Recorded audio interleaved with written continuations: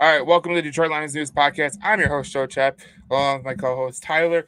And Tyler, you are live from work, That's kind of. right. Let's go. You are live. You'll actually be live in the car pretty soon, so we will Yep. get a CarCast version of Tyler, which that'll be a lot of fun. But we have a lot to talk about because obviously tomorrow, Detroit Lions versus Green Bay Packers. We all know what's going down. And Tyler, before we get to like the Green Bay Packers game, me and you didn't get the chance to rebuttal like about the Atlanta Falcons game. What was your key takeaway from the Atlanta Falcons game, just real quick? Yeah, I know it's been kind of tough because we've been hopping on a couple other like Yeah, live feeds after the games and stuff. So like for our fans here, some of the things we went over just super dominant on the defensive side. I mean, we held B John to like what was it, 33 yards rushing on 10 yep, attempts. So it was really nice to be able to showcase our defense. We freaking balled out, dude. The sack. Um, we like generated 7 sacks.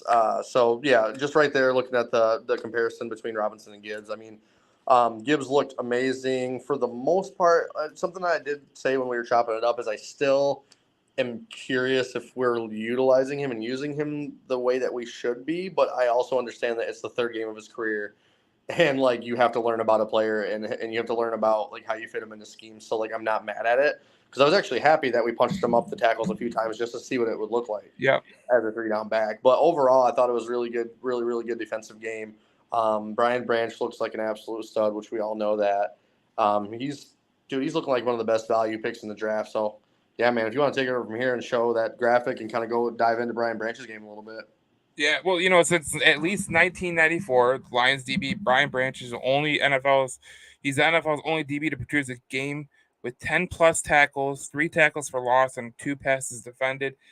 And then it was funny because in the same quotation on the rookie side for Jameer Gibbs and Sam Laporta, they were the first. The Lions had a rookie rush for 80 plus yards to Gibbs and a rookie record 80 plus receiving yards for Sam Laporta in the same game. The last time they did that was on December 17th, 1989, with running back Barry Sanders rushing for 104 yards and Jason Phillips logging 115 receiving yards. Now, I don't know about you, but to be in the same category as Barry Sanders, and I don't really know who Jason Loggins is, but that's pretty special category. Oh, absolutely. No, he is looking like a beast, man. He's just doing all the things that you need to do from a player perspective. He seems like his communication is good, his skill set is good. He plays with such aggressiveness. He's looking like an absolute dog. Oh yeah, for sure. The one thing I took away from the game though is I think when we go back on it, just the way that they stuffed the run, like it was incredible. Like you held them to 44 rushing yards. So we go back to this graphic. The defense on versus Atlanta, 7 sacks, 7 pass breakups, 8 quarterback hits, 11 tackles for loss, 0 TDs allowed.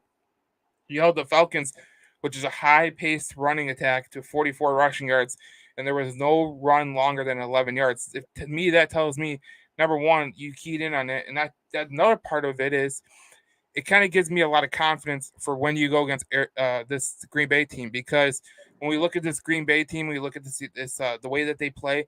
A lot of times, Jordan Love likes to go back there, play the play action, get things rolling with the run game, and lately it hasn't been there Absolutely. because if you look at it, this is their offense per game versus the Detroit Lions offense per game. The Lions offense is 10th in the league with 384.7 yards a game. They're at 308.7, but I want you to go to the rushing yards, which is 23rd in the NFL with 90 rushing yards. The Detroit Lions are 11th with 111, and they score more. The Packers score more points, which I don't really get, but whatever. It's just it's an interesting category because if you look at the Lions defense right here, look at it, fifth in defending the run. They're Dude, 11th in total we've been yards. looking amazing this year on doing that, dude. We have looked amazing on defending the run. So like just the fact like, and that's something that we struggled so bad at. Like even last year, like just seeing us against the run is huge for us. Like I remember going against Seattle last year and watching Rashad Penny just literally stick his foot up our ass the entire game. Like the fact that we're doing this well on the run defense is big time. And I take Because a we're lot going of to get it. Emmanuel Mosley back, and he's going to help in the pass D. So the fact that our run D is doing better is great news. Well, the thing I laugh about is like people are acting like Jerry Jacobs was such a bad downgrade from Emmanuel Mosley, which we don't even know what Emmanuel Mosley is going to be. Hopefully he comes back and he gets back in the rotation pretty quickly and he doesn't like suffer any like setbacks. But Absolutely. with Jerry Jacobs, like I think a lot of people think that Jerry Jacobs has to be perfect, and that's just not going to happen. Jerry Jacobs he's a player he is. He's not going to be this great elite player, but he's going to be a good player. And as a backup, he's good enough to be your backup. And that's exactly what he is playing right now because Emmanuel Mosley's out. So it's interesting because, like I said, if you go back to the defense, the defensive comparison between the two teams, the one thing that I think the Detroit Lions can take advantage of is right there. And the Detroit Lions could be getting David Montgomery back tomorrow. So if they can get David Montgomery back, look at those rushing yards that the Green Bay Packers are allowing. 136.7 on the ground, which is almost a league worst. Now, I know they don't give up a lot of points, either do the Lions, but it's going to be like an over-under type of game. But I think that if you can, just grind them out, you can really put teams on their heels. And I think that Green Bay Packers, they're a team that like they wanna they want you to pass because they got good DBs. They just can't defend the run. So if I'm the Detroit Lions, I'm going out there and I'm gonna try to force them to run. I mean, I agree. I'm gonna force the run game more than I have ever forced the run game because I think last week when you played Atlanta, they were a pretty decent run game team. With Dave Montgomery coming back, that really gives Gibbs a little bit of time to breathe, and that helps you out with just like trying to move forward. Yep, I totally agree, man. The way I view it as this is that the Packers were not. I don't even really think the Packers are necessarily certain about their own identity. So the fact that we're able to kind of see what they're interested in as far as that goes. We don't. We're. I don't want to say this. They are a young team that are similarly kind of going through like kind of a rebuild, kind of not. They're kind of like in that like they don't know what they're going to want to do, right? Yeah. So they're kind of in limbo. But the way I see it is that they once they start to find that identity, it's going to be a little bit harder to defend them. But I think as of right now, because Jordan Love is younger and inexperienced, and their receivers have been banged up, they are gonna try to run the ball as much as they can. I wasn't sure that I don't know if Aaron Jones is for sure coming back this week. He's questionable. Well, let's get to that. The injury report. Bakhtiari is out for the Green Bay Packers. Elton Jenkins, their guard, is out. Zane Anderson, who's a linebacker, is out. Devondre Campbell is out. That's a key one because if you looked at Sam Laporta last week and you seen him running free in the backfield with with Campbell out, he's probably one of their best tight end defenders. Like that's what he is. That's what Devondre Campbell has made his name on, and he's going to be out. So that's an interesting one. Questionable is Aaron Jones and Christian Watson and Jari Alexander. I think they're all going to play. On the Lions side, you have a little bit of you could potentially get back all your guys. I mean, they're all questionable between Mosley, Decker, Joseph, and Montgomery. But you got Vaitai, Nelson, and Kabinda out. That's why they signed Daryl Daniels today from the practice squad. So I look at it and I think that the Lions are getting healthier. I know the Packers are potentially getting healthier as well. But ultimately, like the way you look at it is like I think it's going to be a better game than most of us thought last week because I thought when you looked at both the Packers injury report and you looked at the Lions injury report, you were like, holy hell, this is going to be like a rough game on a Thursday night because it's a short week. But I think both teams held out players last Sunday because of they wanted to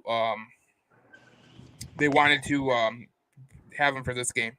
Well, and I think if you want to pull the graphic back up for me on the injury report, I think that I think Taylor Decker is going to be a go. I think I still think they probably keep it safe, maybe with Mosley and Joseph. I don't know the quite extent of the Kirby Joseph injury. No, I don't either. I don't think anybody does. They've been pretty quiet about that kind of stuff, and I kind of like I don't hate it, but I also know that like It sucks because I know they're kind of close to the chest. I think it rubs people the wrong way sometimes because Matt Patricia and Bob Quinn were the same way. Like, don't worry about it. But I do see the game plan behind it. Yep. But I think, with Kabinda and Nelson, I don't really see that as that big of a deal. But No. I think getting Taylor Decker back is going to be huge for us. And I think that with Mosley being questionable, I still don't see him leaning towards playing just because he hasn't really gotten a lot of like live practice reps and scout reps because he is coming out like he hasn't gotten a place since his injury last year. So I still think maybe another week or two on him. But outside of that, I mean, I'm pretty pleased with our health. I know we're a little banged up. I know guys like Amon Ra and a couple guys like that went down or whatever. And then also Montgomery. I would say I see Montgomery as a go as well. But regardless, I mean, you got 5 or 6 guys out, but that's usually the healthiest you're gonna be as a team throughout the year. Anyways, football is it's a rough sport, and also like they baby these cats a lot now.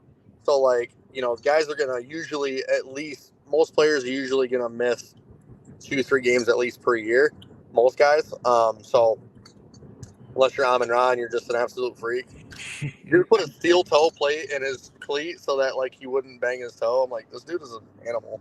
Well, that's because Amon Ra is a monster. But it seems like so Adam Schefter, he said something about he thinks that I don't know where people are reading it, but he says that he thinks that David Montgomery might be a go tomorrow. So that's interesting. Yeah, and I kind of feel the same way. I mean, I think David Montgomery really wants to play. He wants to get these division games in. And I know he said before, like earlier this week, that like I've never beaten the Packers. This would mean so much to me. Like that's awesome to see and hear because like he has that drive that he wants to go in there and smack our a division rival, and like he takes pride in that. Like, oh, I've never gotten to beat them before. Like I get to be a part of something special, and like I actually have a chance to go in there and win. Like it kind of like gives you those vibes that some of these guys that lost the love of the game, they kind of gain it back when they come play for Detroit,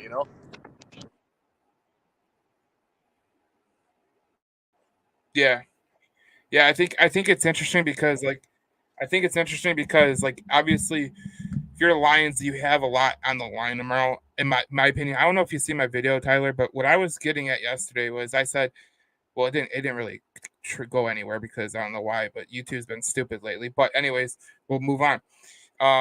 What I said yesterday is if you win this game tomorrow against the Green Bay Packers, you literally open up yourself to be potentially, 5-2 at the bye week because I look at there's only one game after this game that I really think that is going to be a hard game. It's going to be Baltimore when you go to Baltimore because Baltimore is Baltimore. I mean, I don't care who's playing for them. They're always a tough ass team to play against, and they're a pain in the ass to go play against in Baltimore.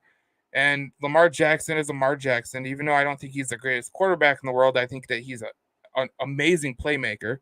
And we already know what happened with the last time he played the Ravens, so we won't talk about that. But yeah, well, so the Colts are, I'm like, it's like I'm also a fan of the Colts because my family's from there, and watching that game, I couldn't believe Tucker, man, he was short on 61. I was like, oh, that would have never happened against the Lions. Yeah, he would have made it from like 90. But Right. I couldn't believe the Colts won that game. If we're gonna be honest with ourselves, because I thought the Colts were an inferior team. That does make me curious about how I might view this game with the Lions, though, because like, dude, a backup quarterback for the Colts who have an extremely young and inexperienced roster. I mean, they won a close game against the Ravens, who many thought would be like an NFC favorite, or AFC favorite. AFC favorite. Yeah, I don't really. That game was ultra weird though. The whole game was weird though. But Like, you also really throughout the year you have teams that shouldn't beat teams that do. Like the Cardinals should not have beat the Cowboys, but it happened. The Cowboys were sleeping on them because they were like, "Oh, this is the shittiest team in the league." They came in and they didn't have me. Like that just doesn't make sense. So like, yeah. I'm not gonna like at all like go into Baltimore and be like, "Oh, we got this." The Colts beat them. Like, they're still a good team. They'll still, I have Baltimore as the AFC North winners this year. So, it's gonna be a tough game. Yeah, I think going to Baltimore is going to be the toughest game on their schedule. I mean, I don't know what to make of the Buccaneers moving forward, but like I told people yesterday, like I said, look, if you win this game tomorrow, it opens up where you can potentially go into the bye week with the 5 wins, maybe 6 wins, and you're golden. I mean, I don't see anybody on the schedule. Like, is Carolina going to come into Detroit and beat you? I would hope not. You know, do you really fear the Tampa Bay Buccaneers? Probably not. Right. It's Um, just it's interesting. and the Lions, they're so. I got another question for you. Yeah, Do you think so? JMO's eligible to return week 7, correct? yeah. Do you think they wait until after the bye week, week 10, to give him a couple weeks to acclimate, or do you think they just throw him right in? No, I think they're gonna get him ready to go. I think they're gonna have people working with him, trying to get him ready to go by week, by the Baltimore game because listen, he's Well, a you he's can't keep like elongating it, like, oh, just another couple. Oh, we got to get you acclimated, because that's at some right, point you're just gonna be never ready to play, right? right. No, yeah, you got to get him ready to play. I mean, you might need him in Baltimore with like if it's a close game and you need someone to get down the field in a quick, you know, you know, jiffy. But Well, besides like I that, said like before, and I know we continually talk about it, but what the hell is this going to look like when JMO actually plays like a full 65 snaps? Like, I'm curious. I think it has the potential to be a great thing, but it's going to be weird because we've only seen him like 10 snaps at a time, 12 snaps at a time. I mean, like, you're talking about this guy's been getting like, Khalif Raymond type of like number of reps. Like, we're like, I'm excited to see what it looks like once he gets like 55, 60, 65 reps. Getting 85, 90% of the offensive reps if he ever gets to that point.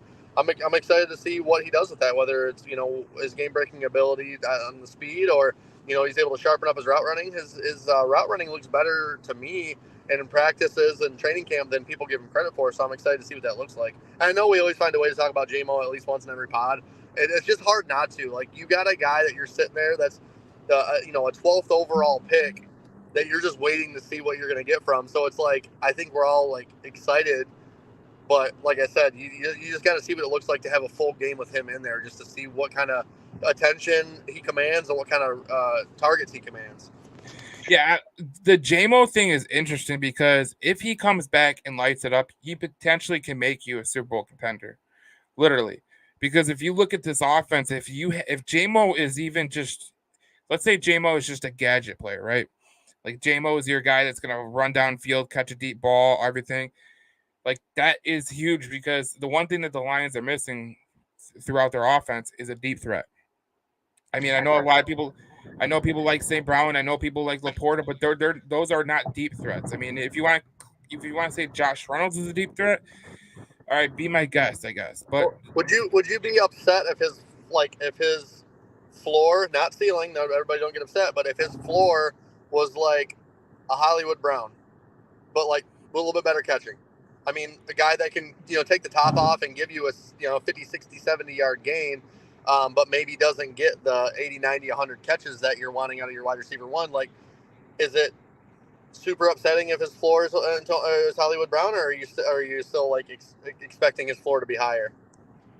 no, I wouldn't say it's disappointing because obviously Hollywood Brown's a good player besides the drops. I mean, if you're going to look at it from a realistic standpoint, if he's Hollywood Brown, he's going to come in at a way cheaper price than he would if he was like a Tyreek Hill. And if you can keep JMO and St. Brown and they're your wide receivers for what 10, 15, 10, 8 years, and you win a Super Bowl with them, I mean, you're gonna say no? No, you're not gonna say no. I think St. Brown is the guy that you're gonna build around on the wide receiving core because I think that when you look at like Antoine Randall, he's a coach of the wide receiver room with the Detroit Lions. I think that he sees a lot of Hines Ward and St. Brown. He's not like this great player. He's not like this, overly tall, athletic. He's not like this guy that's gonna like wow you with his size or his speed. He's just a guy that's smart and savvy, and that's exactly what you want out of a wide receiver. Yeah, I still, in my opinion, and this may be like more old school thinking, I guess, the way the league is, but like, I still would like love a big body 50-50 ball guy, to pair up with J-Mo and St. Brown. I love the idea of that. So hopefully we can find that. And I think Brad Holmes, he has the ability to find some But positions. what if Sam Laporta is that 50-50 guy? Like, what if Sam Laporta is that 50-50 guy? Because I think, like, we look at it like this, like, you need a wide receiver, but, like, if Sam Laporta is, like, let's say he's, like, Travis Kelce, right? Let's say that's what he is. Let's just say. Right. That's a guy that you can go throw up the 50-50 ball. I mean, even George Kittle, even Mark Andrews is a guy like that. I mean, you have a guy like St. Brown and J-Mo on the other side, and it really evens the field. Well, and let me rephrase too. Like, I don't always mean like, so this guy, like, I would love Mike Evans or like any other team. Even if we could get a guy, like a younger receiver, and Antoine Green could be that guy. If we could get a guy like prime Marvin Jones or prime like DJ Chark or somebody. It's funny because we have had both of those guys, but a guy that can like is not necessarily like, I'm not asking for like an elite option where like, a Jamar Chase or a Mike Evans or these guys that are going to cost a lot of money. But if we can find an option of someone who can just go up and high point a ball, and we can also pair that up with St. Brown in the slot and then J-Mo with the burners, it's going to open up like a tri-level offense. Like, it's going to open up a true progression read, like West Coast tri-level offense. And so, that's something that like would be interesting. And like I said, Antoine Green could be that guy. So, as far as, wrapping this back up towards like the game that's coming up, I'm interested. I still think the Packers have a pretty elite defense. So I'm interested what that's going to look like. It was weird to see Josh Reynolds all of a sudden. Of course, the week I pick him up on fantasy, and the week I put him in my boom or bust prize picks, he literally gets like no targets. So I'm curious, like, what the hell is our identity for this pass game? Is it going to just be like a spread around? Whoever's hot that day is hot. Is Marvin Jones going to have a day? Are they going to continue to get Khalif Raymond more involved? Are they going to get Josh Reynolds some more love? Like, I'm curious to see what that looks like, because seeing Josh Reynolds get no carry or no targets, but then all of a sudden Khalif Raymond is playing 65% of the snaps. I think Ben Johnson's keeping all the teams guessing just as well as us. So it's interesting to think about. You brought up Josh Reynolds, and you said you put him in your prize picks, and like he was no targets, bro, none, zero. Okay, let me just put it to you this way. I had this long shot parlay that I did. Like, I do a long shot parlay every week because like you never effing know. Anyway, so I did this long shot parlay, and the only leg that was missing to win $29,000 off a $5 bet was Josh Reynolds. All I needed was 25 yards. That's all I needed. That's crazy. He couldn't do that. Yeah, I see a comment here from Richard. It says, we need another pass rusher like Aiden Hutchinson on the other side to rush the quarterback. What do you think? What is your opinion? You're not going to, unless you're picking in the top 5, you're not going to get another Aiden Hutchinson. You're just not going to, and I don't think we're willing to give up the capital where we're at right now. But I do think it's important that we do build in the trenches again, and we do look at another pass rusher, whether that's through trade or free agency or the draft. But I think Aiden is primed to be a special guy, and unless we're planning on picking in the top 5 again, I don't think we're going to get another one of those soon. No, I think you're right about that. I think a lot of people want 2 pass rushers that can rush the quarterback, and the reality of the situation doesn't everybody? We're not the Niners. The reality of the situation is you want someone like that, but you're not going to get someone like that. And the crappy thing about it is, like, we all know about, like, if you go back to like the what the New England Patriots with Dwight with Rob Ninkovich and I'm forgetting the guy's name, but anyways, they had great pass rushers, but they weren't like over, like, look at the San Francisco 49ers. I mean, they have Nick Bosa on one side, and on the other side, can you name the other guy?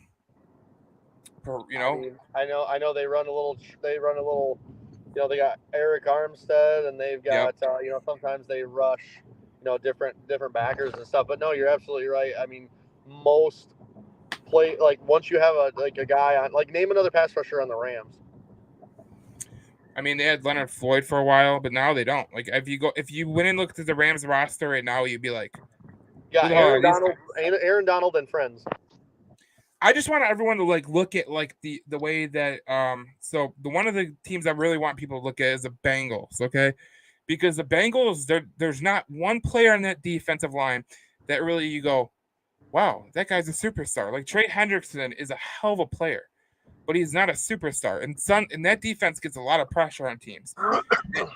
And this defense we have right now with the Lions, they do get a lot of pressures. Like I think that a lot of people like they equate like sacking the quarterback as like the key to it, but like more often than not, especially with some of these good quarterbacks that can get out of the pocket or they're really good at pocket awareness. If they could step up in the pocket, they're going to avoid the sack anyways. Like that's what these quarterbacks are going to try to do. Oh, absolutely. And I see Bill Cole. He left a comment. We need to trade Jerry Jacobs and a pick to get a veteran lineman. Teams value veteran linemen, and they do and they don't. We need depth in our corner position. I don't think anyone necessarily is coveting Jerry Jacobs to get much value. I think he's more valuable to us to keeping him than he would be as a trade piece. And, because then at that point it would just be trading a pick for linemen. And linemen are so available in every draft. I mean, I know you're looking for a vet, but I don't think trading like a valuable pick, even if a team is looking to to move a vet, I just don't think it would work out for either side. It just doesn't seem like a realistic move. Yeah, I know a lot of people would love to get on Jerry Jacobs, and that's fine because like Jerry Jacobs he's his own guy. But I'm trying to look up the stat. There was a stat that I saw today. One of my buddies posted in a group, but it's where Jerry Jacobs allows the least yards after a catch. So I want people to really put that in perspective because I think what you're seeing right now is I know a lot of people are hard on Jerry Jacobs because he does get pass interference penalties. He does do this. But we need to look at the reality of the situation that Jerry Jacobs is literally your third string corner. So if he's just coming in and serving until Emmanuel Mosley can get healthy, I mean this isn't a bad option because if you look at third corners throughout the league, like you really don't get good third corners. You don't. Well, and plus, like this is a scenario where if you do that trade, it's pretty much a lose-lose for both teams, which you don't that those trades don't happen. So like a team that needs that veteran lineman presence would lose their veteran lineman, and then we would lose our depth corner that probably wouldn't move the needle for another team anyways, and we lose a draft pick. So honestly, you're looking at trades that both teams lose, and it just doesn't make a whole lot of sense. And if we're being honest, there's not many great there's not really some great offensive lineman that's a backup. I was talking to a guy who played in the league, and he was an offensive lineman, and he said a backup offensive lineman is a bad offensive lineman. That's what he said. So, because you look around this league and you go, I think the Lions have like some of the best backups because Evan Brown, who was a backup last year, he went and started for Seattle. I mean, Graham Glasgow, he can pretty much start for a team right now, but they have depth there. There's one part of this team that don't have depth, and that's offensive tackle. But like I said, if you don't have this, starter in the waiting, you're not going to have a great like backup. Well, and every year teams seem to overpay for veteran offensive linemen, and those guys either get hurt or they just like don't have it anymore, right? So like we've done it ourselves. We've overpaid for Rick Wagner, and we brought in TJ Lang. Like I think TJ Lang is a cool dude. He seems like a really great guy, but he was on the later part of his career, and the injury started piling up. So it's like we've gone the experiment of paying decent bucks for a veteran lineman to come in and trying to like kind of fix our problems. I think most of the time you're going to find your lineman that you can keep for 4 or 5 years under team control is just going to have to be through the draft. We're going to have to see what we have through Colby Sorsdahl. We're going to probably, I would not be surprised. We have a lot of the sexy positions already. We have running back, we have quarterback, we have receivers. I bet you this next draft is going to be another trench draft. I mean, it sets up that way because if you look at the offensive lineman and the defensive lineman in the next draft, there's a lot of great players, and it's deep too. It's one of the deeper drafts that we've seen in a while. I mean, and that's kind of the model that you want to do is do you want to continue to pay Taylor Decker $19 million and re-sign some of these guys for huge contracts, or do you want to just re-up the supply and be able to let guys like Romeo Okwara and Charles Harris go and Taylor Decker go and replenish them through the draft? Now you have 5 more years of fresh offensive and defensive linemen. I think that's going to be the route. I think every 3 or 4 drafts we're going to have a trench heavy draft. Just from what I've seen out of Brad Holmes and what makes sense to me, that's what I think. Yeah, I think a guy like Jonah Jackson. I think he's going to be on his way out. I mean, I don't see how they're going to be able to pay him, especially if he asks for top 5 guard money. I mean, you can't put more money than because you got to pay Sewell coming up, you got to pay St. Brown coming up, you got to pay a lot of guys. So it's going to be it's an What's by them interesting moving him to left, situation. with them moving him to left tackle after Taylor Decker was out, I'm kind of thinking that may be the future going forward because Yep. Sewell's going to get more money because left tackle money is a hell of a lot more than right tackle money, and so it's smart for him. And for two, it's a lot easier to have a really good left tackle, and we can get off of that money from Taylor Decker. So basically, what we can do is we can plug and play like a decent rated rookie or someone in free agency, and then we can pretty much say let's just swap Decker with Sewell on the left side, maybe pay an extra $6 million per year for Sewell. But I think we're priming. I think we're gonna have. I think next year Sewell's gonna be our left tackle. And he might be. I mean, he might be, but I think that Decker is a guy that I think that the Lions love. So I think It that if just they're, depends on the money. Like if he can I think, restructure and he can take a pay cut, I'll be like that's gonna have to be it. I think they would restructure it. To be honest, I mean, he's going to get Because his he's money getting paid one like way. 19.5 million next year, dude. It's a lot. That's where you got to weigh in the money. Like, is it going to be worth it? And you could probably restructure. I'm pretty sure that you could restructure it. So I'm not really worried about that. Like, I know that Jonah Jackson has a contract due up, and I know that he's probably going to be asking for top 5 money. So do you really want to pay Jonah Jackson top 5 money? I don't know. Right. And I see Bill with another comment. If Hendon Hooker's healthy next season, do we trade Bridgewater for a healthy receiver? The value is just not there, man. I mean, these backup Well, Bridgewater's on a 1-year deal anyways. Well, these back even if he wasn't, these backup this isn't Madden. You're not going to be able to trade not a guy that's not even a top 35 quarterback for somebody's receiver that's worth a damn. It's just not possible. It's just not realistic at all. Like you've got to really like if you think that someone has like any sort of value, knock that down about 80%, and that's what other GMs seem to think the value is at. Like they're cheap asses too. Like they want to get something for nothing just like we do. There ain't no way in hell you're going to be able to trade a backup quarterback for a receiver worth a damn. You'd have to attach, and he's on a 1-year deal, but you'd have to attach him to a second or third round pick to get someone that's worth a shit. Yeah, I don't. I know people love to think that like I saw a trade out there today and I laughed my ass off because it was Teddy Bridgewater for Zach Wilson and a second round pick from the New York Jets. If you're the New York Jets, do that?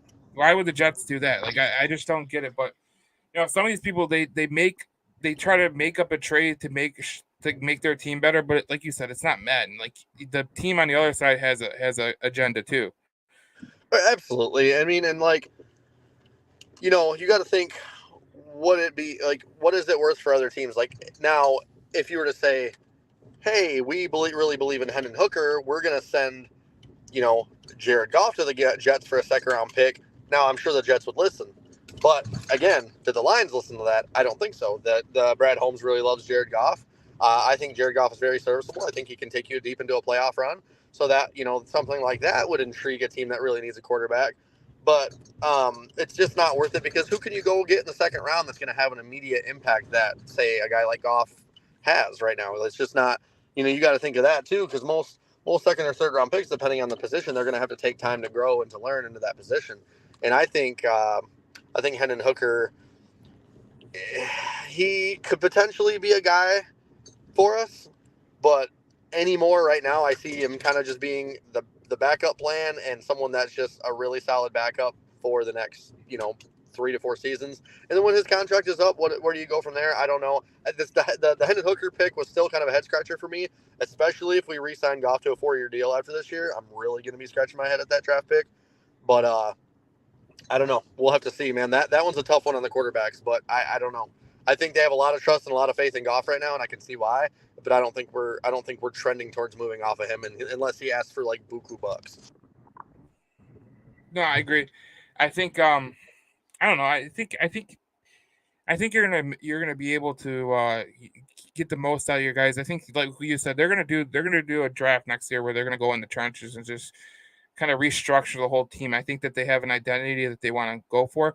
I think that you look at Sewell, you look at Ragnow, and you look at Decker as potentially the guys that you move forward with. Obviously, you talked about Decker being on that big contract. I think they'll restructure that at some point, but it's just going to be interesting to see what they do this offseason. But obviously this season we have this big game coming up tomorrow, and Tyler, and I know this is one of those episodes where we kind of got off the topic a little bit, but it's fun to talk about some of that stuff. we're It's fun having to fun. yeah, it's fun to talk about that shit. But yeah, man, this Packers game should be interesting. I mean, if we win, we're in sole possession of the first place of the NFC North, so that's a big deal. Like I said earlier, before we got in this conversation about the whole JMO, and then we went to the offensive line and everything, I think this is the biggest game in recent history for the Detroit Lions, because if the Detroit Lions win, like, not only does it lock up the first place, but I think that, like, with the Chiefs playing the Vikings and the Packers coming up, I mean, essentially you're going to have a 2-game swing on some of these teams. So I just look at this game, and I can't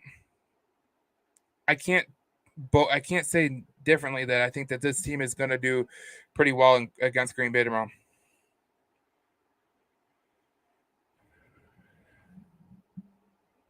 And I lost him. Okay. Anyways, so tomorrow's a big game for the Detroit Lions. Obviously, if you want to go over it again, we're going to go over it right now. The offense for the Lions has a lot better of a philosophy. Obviously, you see they're 10th in total yards, and then they're 24th in total yards for Green Bay. So that's something to look at. But Mr. Tyler's back. Tyler, you're back. Yeah, a DC'd for a second, man. Got a little disconnected there real quick, but yeah, I mean, I'm really looking forward to this. I mean, this is the first game of the Jordan Love era or whatever, right? So between us two, and I think I don't know who the Packers are, but I've also know that they've played some kind of shit teams, and we just thrashed a team that beat them. So this is going to tell a lot about both teams, because if they win, they're a little more serious than I thought they were. Yeah. But I think it'll be a close game. I mean, I'm not gonna. I think we win, but I think it's gonna be closer than people think. I think this is a one field goal game. Yeah, I that's just how I'm feeling. That's just my vibes. It could be totally wrong. We could go in there and whoop ass, but I just feel that's a one score type of game. So I honestly think that the Detroit Lions are gonna go in there and they're gonna beat their ass. I really do. I think that.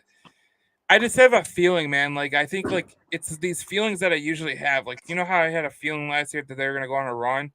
I think this is the start of the Lions run. Last week was kind of I think Seattle was the misnomer game where you're okay, they're not as bad as they played, but they're way better than they played. And they haven't really put a complete game together, if you're being honest with yourself.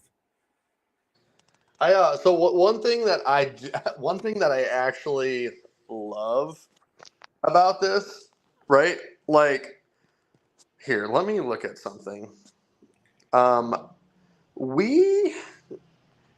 this one's in Lambeau, right? Yeah. When the hell do we ever play in Lambeau in first in the beginning of the year? Whenever we play there, I feel like it's snowier and hell, cold as hell. It's to get into the playoffs. It's always the worst timing that we go into Lambeau and play. So the fact that we play in Lambeau in week 4 is a blessing, man. It really is. So this thing is going to help us huge. I don't know if anyone's realizing that, or you've really thought about that or talked about it. I can't remember a time that we went into Lambeau when the pressure wasn't cranked to 1,000,000. It's either to get into the playoffs, or it's colder than shit, or it's snowing like crazy. When the hell do we ever go into Lambeau in as early as week 4? Yeah, I can't remember a time when you had when you went into Lambeau early in the year. I remember that year that they did beat the Green Bay Packers for their first win since 1991 at Lambeau with Stafford, and that was in October. But I can't remember a time where there was a big game in September at Lambeau, because usually we play them on the road in week 17 or week 18 or week 8. Even in November, you're starting to play them. So I don't know, man. This schedule has set up perfectly for the Lions, because if you look at it, just look at the first 8 games. I know a lot of people, they look at the Green Bay Packer game and they go, okay, that could be a tough game. But if you get past this game, obviously you dropped that one to Seattle, but if you get past this game, you're looking at the Panthers, who are starting a rookie quarterback. You're looking at the Buccaneers, who have Baker Mayfield, and we don't even know what the hell the Buccaneers are. And then you got Baltimore on the road, which is going to be a tough game. And then you got the Vegas Raiders, who seem like they're falling apart at the seams. it's an interesting dynamic because I don't think as Lions fans we've been accustomed to get schedule luck, but this time around we are getting the schedule luck that we haven't really gotten years past. You know what I'm saying? Oh So yeah. No, I agree completely, and I think the great part about that is that like not only are we getting that schedule luck, but like it always seems like you ever like okay, I keep saying like I need to stop and sound like a valley girl. Listen, but seriously, last year we looked at the schedule and we said, "Oh my God, what an easy schedule!" Right? The schedule played way better than they should have. We actually are going into a year this year where we say, "Oh wow, the schedule looks favorable, and all the teams that are sucking are supposed to suck," and it actually is working in our favor. That works out. Now that does spell disaster sometimes because you underestimate certain teams or you underestimate certain situations. But the fact that the schedule strength is actually playing out how it's supposed to and how it should predicts a good season for us. Like I still easily, even with that loss to Seattle, which was a close game, Seattle always has our number. If we would have lost to Atlanta, I would have been worried a little bit. I would have been a little worried.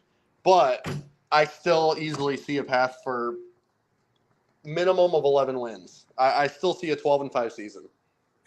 yeah, I look at the schedule and so when I looked at the schedule starting out, I was like, okay, well you got Seattle and Kansas City. Those are two tough games, but I think the tougher games come at the back end of the portion.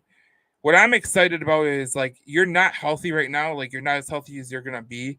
Let's say you go to week 16 and you're healthy and you get James Houston back, you have JMO back, you're going to Dallas. Like you could absolutely you can make things happen. Like I'm not really worried about the Lions right now because they put themselves in a pretty good position where tomorrow, if they win, they put themselves in a better position to basically take a stranglehold on this division because if they win tomorrow, identically is what it's going to do is the Green Bay Packers, their one loss came against the Falcons.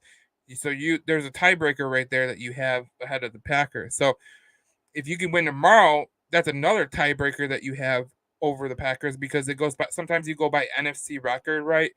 So this game tomorrow is huge because not only for the division, because I know a lot of people are thinking that I the blew a stupid Bears. light bulb. If anyone's wondering, I blew a damn light bulb, and I'm trying to put it back in so you can see me. So I know a lot of people thought the Bears and the Vikings were going to be tough to beat, but I told you earlier in the season, before the season started, that the Green Bay Packers were going to be the team to beat. I didn't think much of the Bears or the Vikings because I thought the Vikings were total frauds last year. Like they literally got every ounce of luck that you could imagine. I know the luck ratings for the Detroit Lions is pretty high this year because of the drop ball by Kadarius Toney, which that tells you everything about the luck ratings. But it's just an interesting dynamic because I think if they win tomorrow, you're really taking a stranglehold on this division because I don't think you're thinking like, okay, the Chicago Bears, they're going to be a good team. I don't think you're thinking like the Minnesota Vikings are going to make a run.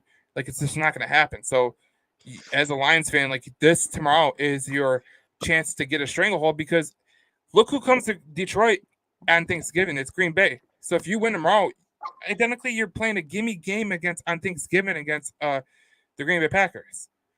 Yeah, I mean, and the way you got to think about it too is that like we may be seeing the end of the Vikings as the modern Vikings as we know it. I mean, they're looking like they should be getting rid of. And who was right?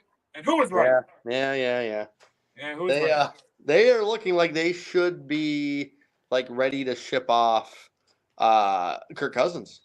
I mean, now interesting topic. I mean, not that we have to dive deep into it because it's not our team, but do you see the Jets maybe calling for Kirk Cousins? It'd be smart. I mean, if I'm the Vikings, I would, to be honest. Like, Yeah. okay, let's put it this way. Let's say you're the Vikings, right? And you're trying to like Kirk Cousins got a couple years on his contract. If I'm the Vikings, I'm trading Kirk Cousins at the deadline or earlier because I'm not winning with this team. Like I'm not winning with this team. So if I could trade Kirk Cousins and I could fall in the draft, and let's say by God's grace you get a guy like Michael Penix, right? Like, are you gonna be like, oh my God, like Michael Penix, like that's like blah blah blah? No, you're gonna love Michael Penix because you're gonna have 5 years with him on a rookie deal.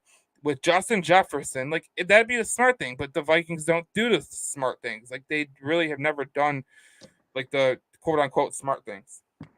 Yeah, and I struggle to see if the Lions ever really want like for a long time did the smart thing either. So I get it. But I don't even remember the last time I think the last time they drafted a quarterback in the first round was like Teddy Bridgewater. So J Mommy hit on this, and I want to bring this up, Tyler, because what up, Jay Mommy? I see you on the pods all the time. What's up? Yeah. Well, I think she's a constant listener, but like, okay, we seen Derek Barnes on last Sunday. We seen him on the edge. We seen Jack Campbell on the edge. I know a lot of people were saying things about Aaron Glenn, like he can't do this, he can't do that. I thought what he did last week was perfect, and if this guy keeps doing this, like he's gonna be fine. I think Aaron Glenn gets out coached by the Seattle Seahawks. I don't know what it is. I think he needs like a genie in the bottle when we play the Seattle Seahawks again. Yeah. Hopefully we don't see him in the playoffs. Yeah, but he needs a vacation that week. Remember, he needs a vacation that week. Yeah, just give the playbook to Calvin Shepard. But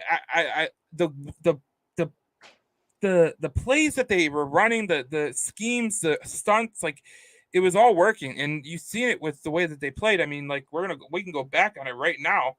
The Falcons and the Lions game. Look at that defense. Like 7 sacks, 7 pass breakups, 8 quarterback hits, 11 tackles for loss, no TDs allowed. They held a badass rushing attack to 44 yards, and there was no run longer than 11 yards. And you look at the way that they played you look at this Robinson-Gibbs comparison, but you look at the way that they held them under 200 total yards. When have you ever heard of a team holding a team under 200 total yards?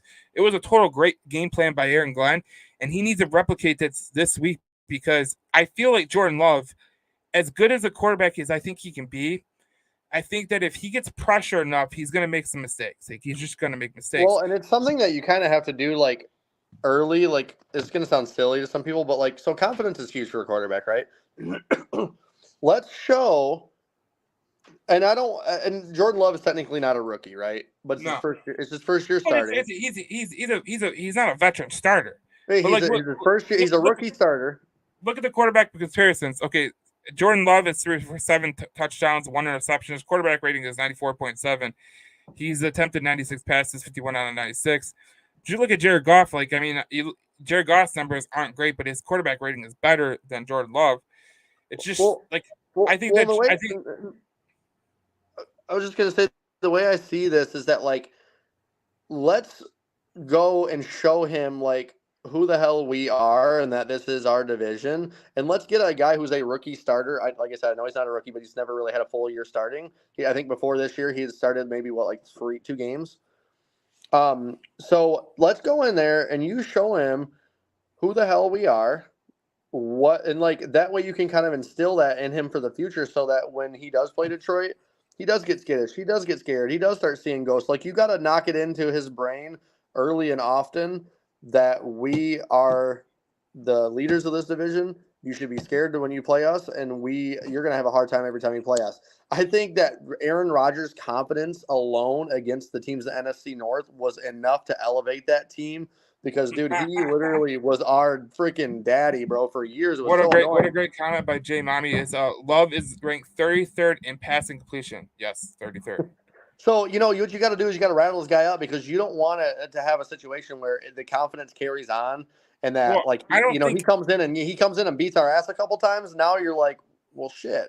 I don't want him having that confidence when it comes to playing Detroit. I think it's an important game. I look at the Packers and I really don't know what they are. I mean, let's be honest. Right. I really don't know what they are because you beat Chicago. Okay, Chicago's ass. Let's just put it that way. They might go 0-17, bro. They're big. Well, no, they play the Broncos this week, so that's going to be the all-time toilet bowl game. Like, who's going to win the number 1 overall pick, in my opinion?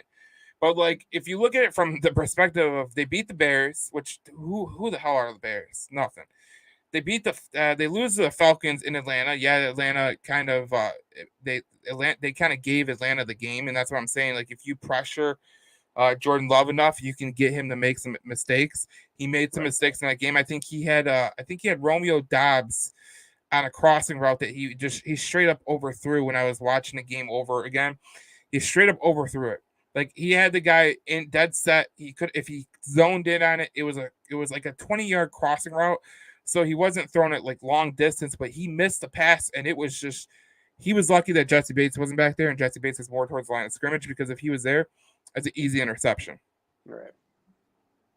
Yeah, I mean it's just it's tough to see because but like if you have a feeling we're gonna beat their ass and we go in there and we thrash this team, it's really gonna make a statement. So if there's a game that we need to go and like actually have an ass whooping, dude, look, you've been a Lions fan a long time. I've been a Lions fan a long time. I feel like we hardly thrash teams. And I feel like every once in a while you need to beat some team's ass to just make a statement and get some hype and get some momentum. Like, dude, I swear to God, we have to have the most one-score games in the league since like 2010. Yeah. Like it seems like even on our good years, we're winning. We win by 3, we win by 2, we win by 7, we win by 6. Like, now that we're starting to be more dominant and we're on the rise, like I want to beat a team's ass.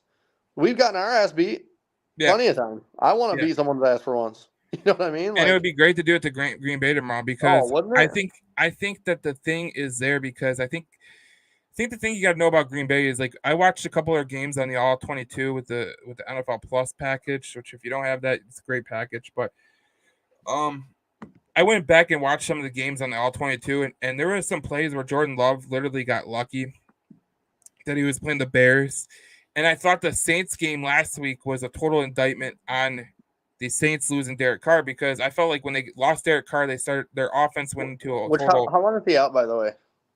He might be out next week or 2 weeks, but yeah. So if you got Chris Olave, he might struggle because Jameis Winston came in there and blew ass. So you want to hear a trade that someone offered me today in fantasy? What? We got. I know it's off topic, but they offered me Saquon Barkley, Deebo Samuel, and George Pickens for AJ Brown and Alvin Kamara. I smash accepted. Oh, I hell yeah. All day. George Pickens, man, he's dominating. But dude, Saquon is on a contract year, bro. He's only gonna be out. He's gonna want to eat. Yeah. But I had who was the other guy? I got Deebo Samuel, Saquon Barkley, and George Pickens for AJ Brown and Kamara. Oh, you basically got 2 running backs. Like Deebo qualifies as a running back. But yeah, like I said, I think Kamara has lost a step big time. I think we should be able to whoop on the Saints too. I think the Saints game is going to be tough because you go to New Orleans. Like if it was at Detroit, I'd say the same thing. That's true. I mean, and Jared Goff's away splits aren't great.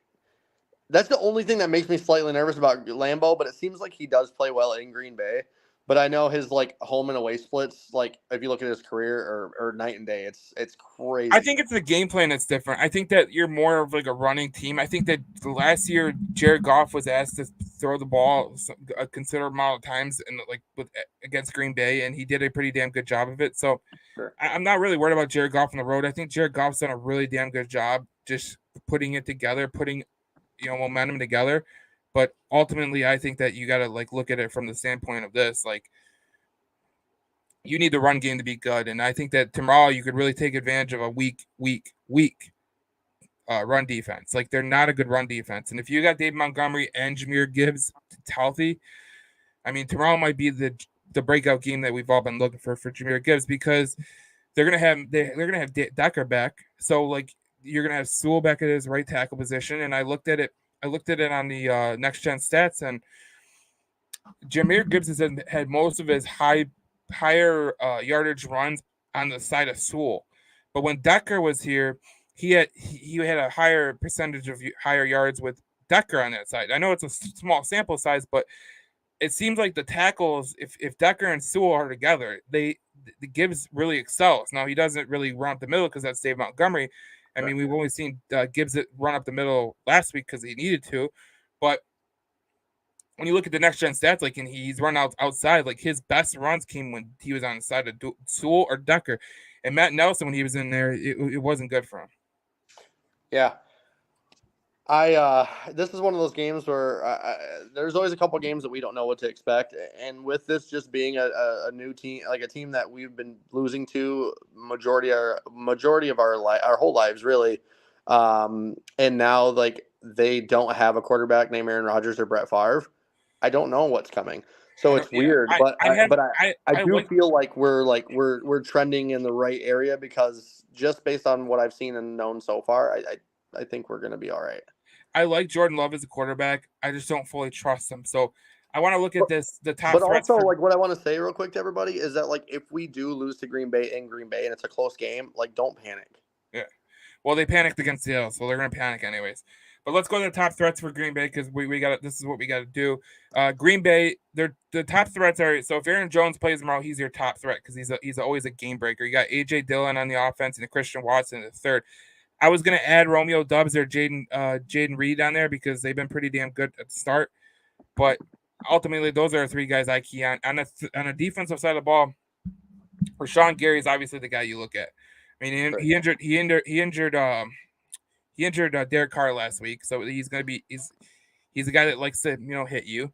Jari Alexander, enough said, he's an elite cornerback, and then Preston Smith, he's a guy that he doesn't do anything great, but he's just good. And I was gonna put Devondre Campbell on there, but obviously he's out so that kind of opens up the game for the Detroit Lions because Devondre Campbell, if you weren't on the podcast earlier, because I know we've had a bump in the ratings right now, but Devondre Campbell is one of the best linebackers against tight ends.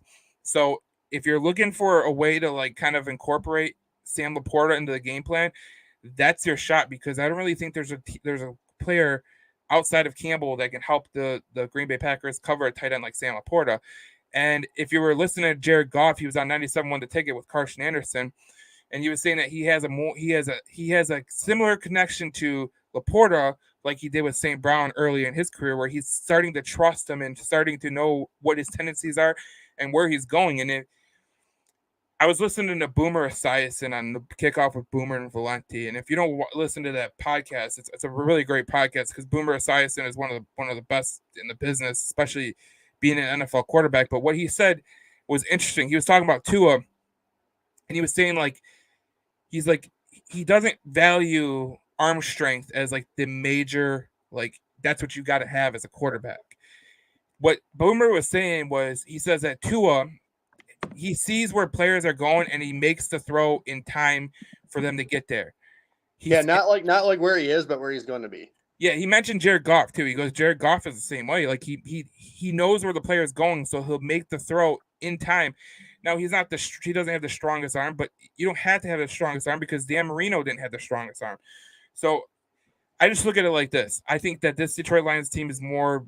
I think the offense is more star-studded than it's ever been, especially with Jared Goff at the helm. And when you get JMO back, it's basically going to be like a trade deadline acquisition, anyways. Definitely. No, I agree with you. I think that I am jealous, David, because you will be at Lambeau tomorrow. So be loud because I know Lions fans travel. They're gonna be loud. It's gonna be fun, man. I'm gonna have a nice little spread over at my place. Gonna have some food, man. Gonna cook up some or not. Probably get some wings, man. Honestly, I don't know if I'm down to cook, but I'm gonna grab some wings, maybe some pizzas, bro. I'm just gonna sit back and enjoy this game. So I'm pumped for this, man. It's gonna be dope. And Jay Mounty says the Packers would have lost if the Saints quarterback wasn't injured. That's what I was saying. Like it felt like when I rewatched the game, it felt like the Hey, Jameis will Jameis, right? Jameis will Jameis. Well, he ate the L that day, so that's what it was. But I really what I want to look at real quick before we sign off. It's the wide receiver comparisons, the top wide receivers on the team. And you look at Amon-Ra St. Brown, obviously he's their top wide receiver, and Romeo Doubs is their top wide receiver because Christian Watson has been injured. Sure. But if we're going to look at it from a standpoint of who are you most afraid of from the Green Bay Packers tomorrow to have a big game, and who on the Lions do you think that will have a big game that you were not expecting? Okay, one more time on the question. You said what was the first one part? So the question is, we saw the wide receivers comparison. Romeo Doubs and Amon-Ra St. Brown.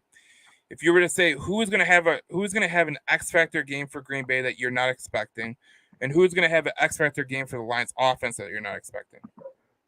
I would say defensively, for the Packers, I mean, it's hard because I don't think anyone's going to pop off that I don't expect to pop off.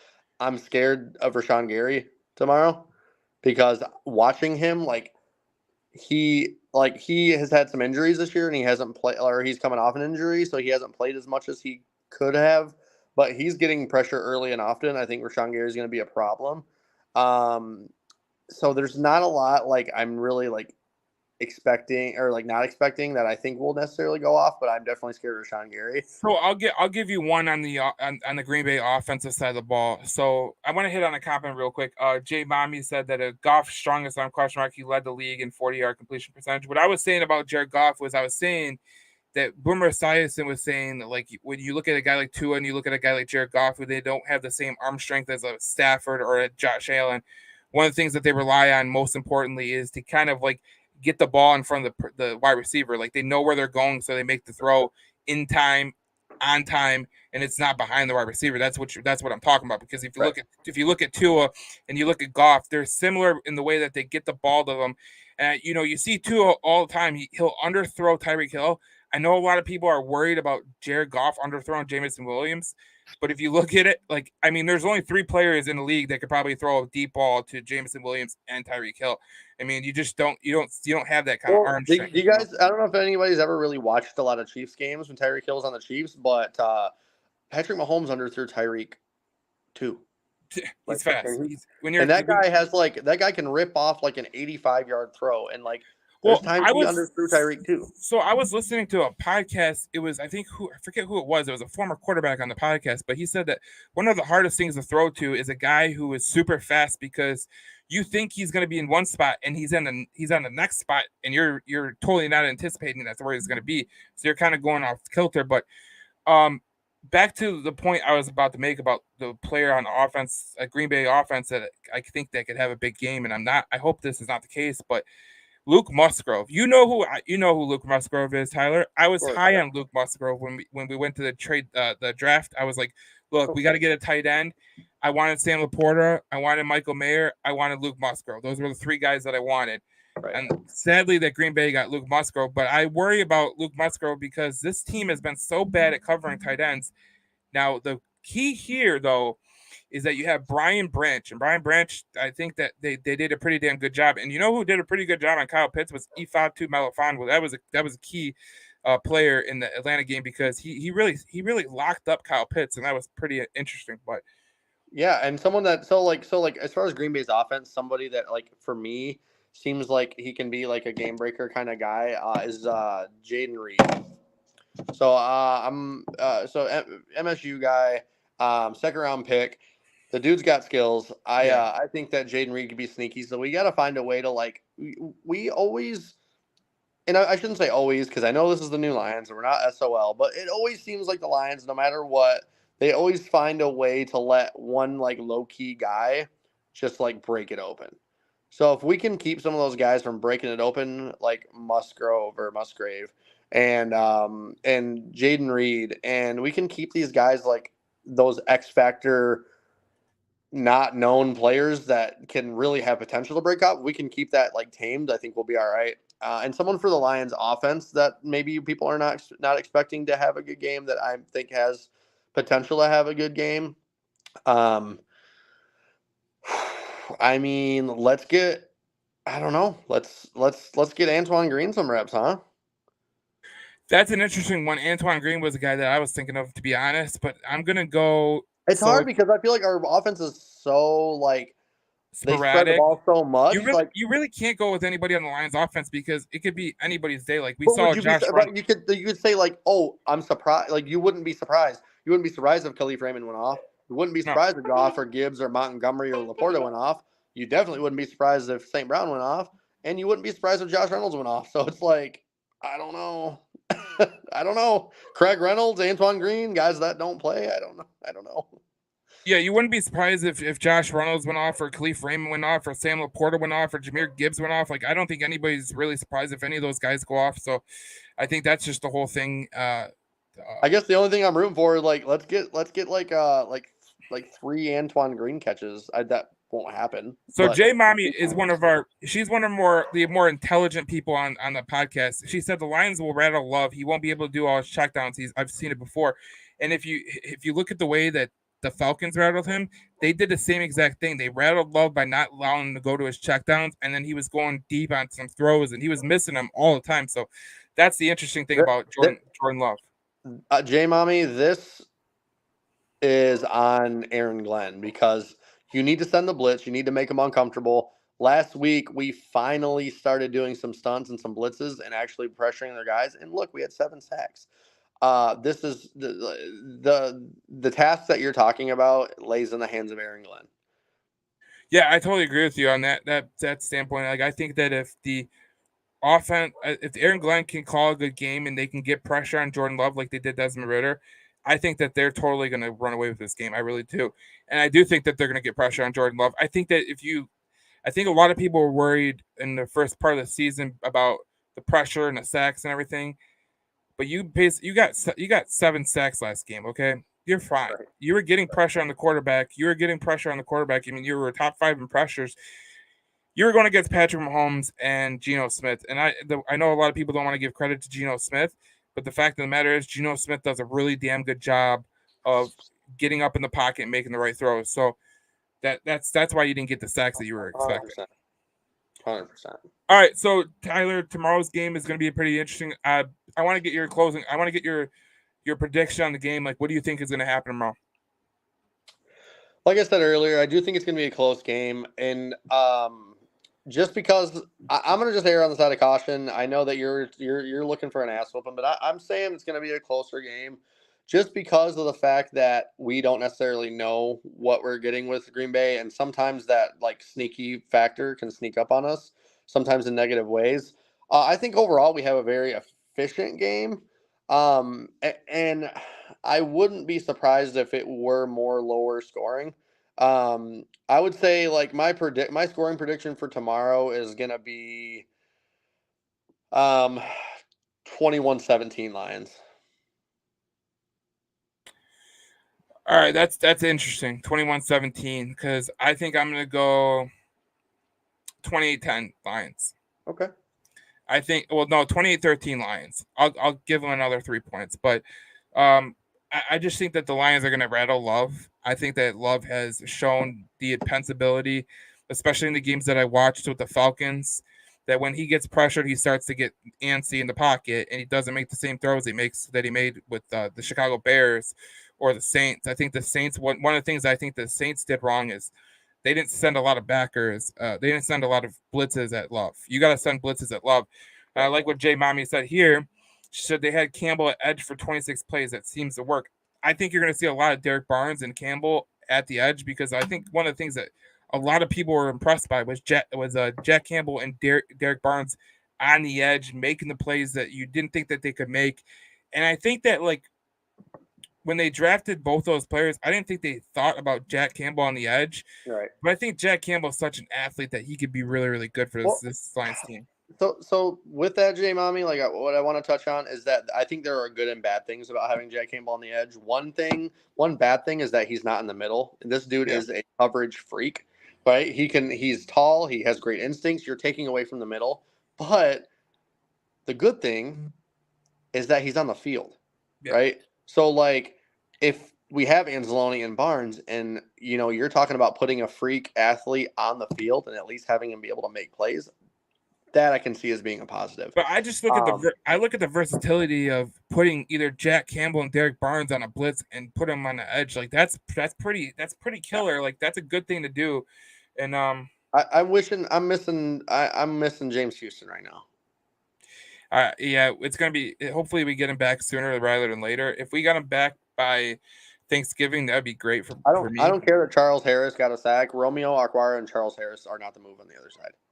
No, I think we had a lot more confidence in them, but I don't see it from Charles Harris or Romeo Okwara. Now I could be proven wrong tomorrow, but you never know. I'm still very intrigued on the interior with like Josh Pascal and Aleem McNeil. Talked about Josh Pascal being injured too. Like that, I know, dude. the Lions have dealt with a lot of injuries early, which is they dealt with last year. But I think that they're overcoming the injuries better than they did last year, so that's a good sign. But I'm ready to see what I'm ready to see if John Kaminsky can kind of get some make some noise like he did last year. Yeah, I think that I thought John Kaminsky was going to do good last week, but he just kind of went in a shell. But it happens. And look, I think that John Kaminsky is going to. You can't expect fifth or sixth string like depth role players to like always make noise. But like if we can get some production out of these like end of the rotation guys, it's going to be important. And you're going to get Julian Okwara back too, so that could be pretty killer too. But so we're going to go to our closing thoughts. Obviously, you have closing thoughts. We got our bold prediction first, eh? Oh shit, we got the bold. Okay, go with the bold prediction. All right. Let's see. My bold prediction is gonna be Gibbs for 2 tutties. Oh. Yep. Oh. I'm really if David Montgomery comes back, I want Gibbs to show some fight, and I want him to show why he needs to remain the guy, and I want him to really like light a fire and to show these guys why, hey, you have to give me more reps than him. I want to see that dog come out of him. So I've got and I'm not gonna narrow it down to 2 receiving, 2 catching, or 2 rushing, or 1 of each. I'm just gonna say 2 touchdowns total. And so that's my bold prediction. Gibbs gets in there twice. And then I always like to do a defensive one. I'm going to say next week we have we got Cam Sutton getting his first pick. Mm-hmm. So you got Cam Sutton. So if you were to go Jahmyr Gibbs 2 touchdowns, that's plus 900 right now. There's a profit boost on FanDuel, which I'll put in the link in the comments. And if you put $50 down, you could win $680 if you wanted to. Now, my bold prediction is going to be a Jahmyr Gibbs anytime touchdown. And I'm going to go. Let's go. Where's the rushing totals, man? Hold up. So I'm going to go. My bold prediction is Jahmyr Gibbs runs for 100 and scores a touchdown. Well, they don't got the rushing things out there now. Anyways, I don't know what the odds are right now, but I think he's going to go crazy this week. I think this is a week to go crazy because, like I said, if we go back to what I was talking about the defense, like look at the rushing yards that the Green Bay Packers are giving up, 136.7. I mean, yeah, I know you played Justin Fields, but Jared Goff has more touchdowns than Justin Fields, so rushing touchdowns. So I think this is a chance for this rushing offense to get off the ground more than it has. And I think with Taylor Decker and Penei Sewell playing at their natural positions that they were expected to be at, I think that's going to be critical for this team. And I think that Jahmyr Gibbs has shown up a ability to be better with Decker and Sewell in the game. So I'm interested to see that. And I think they're going to go for 100 yards. I think they're going to run all over Green Bay tomorrow. That's my opinion. And a couple of comments that there was a couple comments that J Mommy has a bold prediction too. She says the Lions are going to get 3 interceptions. So if the Lions get 3 interceptions, guess what? That plays into my score prediction. So you know how it is. But closing thoughts, Tyler. I know you have some closing thoughts. So yeah, I mean, excuse me. Look, some of my closing thoughts for this week. I think we're gonna, if we do want to make sure there are no surprises, we have to come out. We have to play very aggressive. When we have to keep their foot on their necks. I want us to have the idea that we're going to go into their home field and we're going to embarrass them. Because if we don't come out very aggressive and very strong, I do see this being a close game, as I predicted earlier. So if we come right off the rip and we score the first 2 drives, my ideas and my thoughts are going to change. It's going to, but another thing that we do from all these years is we have these where we get aggressive when we score. Well, then we start to let up. I want to see us be aggressive from start to finish. And I want to see these guys come in here and really, really, really just get after it, play hard, be aggressive, and not have these silly, dumb mistakes. We have a very young team. We have a team full of rookies. And I'm just looking for these guys to have a really solid game because although every game is important, the first division game away against another team who could also take the division title, this is a very, very, very important game. So we have to be sharp. We have to be prepared. We have to be ready. and don't take this team lightly, because any given Sunday, any team can show up and they can outwork you, they can outplay you, and they can play better football. So be aggressive, be smart, don't let your emotions get the best of you. I think that, we just remain level and calm and we stay focused, that we should be able to come in here in Lambeau and get a W. Because if we win in Lambeau, that sets a big precedent for how the division views us and how we view ourselves and our potential moving forward for getting potentially a first division title win since 1991. It's big. Oh, you're on mute there, Joe. I can't hear you. God, I can't believe I put myself on mute, but I agree with you 100%. This is a big game tomorrow, and it's going to play into my closing thoughts too, because I think this is the biggest game in recent history for the Detroit Lions, because if you look at the fact of the matter, this is a team that if they win this game, they basically take a 2-game stranglehold on the Packers, because they have the tiebreaker, the first tiebreaker, and they have the NFC tiebreaker because they lost the Atlanta Falcons, who you just beat. You don't look at anybody in the NFC North besides the Packers as competition, because I don't look at the Vikings as competition. I don't look at the Bears as competition, obviously. I mean, the Bears are gutter trash. Even Jaquan Brisker, the safety of the Bears, is saying that they're trash. So, look, tomorrow's a huge game for the Lions, because if they can win that game, they go home, they play the Carolina Panthers. Bryce Young is healthy. He's going to make a start against the Detroit Lions. And if he's coming to Detroit, he has never witnessed a loud crowd like that. I mean, I know he played in Atlanta, but I think Detroit's a lot louder than the Atlanta crowd is. So you're probably going to win that game. You're going to go to Tampa Bay. You're going to have the ability to win that game as well. This is a game that I think the Lions have to win, in my opinion. This is a game that you have to win, because if you really want to tell people that you're different, I mean, there's a lot of naysayers out there, and there's a lot of people that if the Lions were to lose, they would jump on and say, man, it's the same old Lions. It's the same old Lions. Well, if it's not the same old Lions, you need to go out in a game that you're expected to win and absolutely beat their ass, because this is a game you're expected to win, and you should be able to win, because this is a team that is, I say, better than in recent past. So if you win this game, you're setting yourself up to be the NFC North jewel. And then when you get to Green Bay on the back end of the schedule in Detroit, you're going to have a chance to double down on them. You're muted. I totally agree with you, man. This is really important, and I'm super stoked to see what it looks like. So, yeah, man, let's go Lions, baby. Alex, I hate the SOL talk too, but a lot of people bring it up. I hear it on the podcast all the time about SOL, so I just had to bring it up, because if you really want to just distinguish that notion at all, you win tomorrow, and then you go to play Carolina at home, you're going to be 4-1, or 3-1, 3-1, 3-1, 3-1. 3-1. Okay, 3-1. You're gonna be 3-1 with going to Tampa Bay and going to Baltimore. So this is a game that if you win, it sets you up for holding the division with a stranglehold, because I don't think Green Bay Green Bay has a game against Kansas City coming up. Minnesota has a game against Kansas City coming up. So that's like basically a 3-game stranglehold. If you win this game, this is huge for the division. This is huge for the Detroit Lions. It's huge for Dan Campbell. It's huge for this franchise. And you basically hold it all in your cards. Yes, sir. All right, we will see you guys on the next podcast of the Detroit Lions News podcast.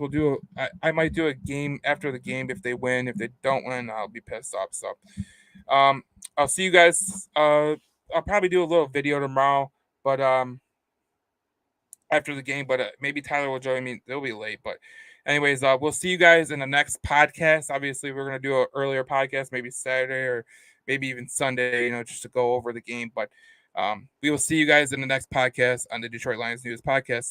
Thank you for watching.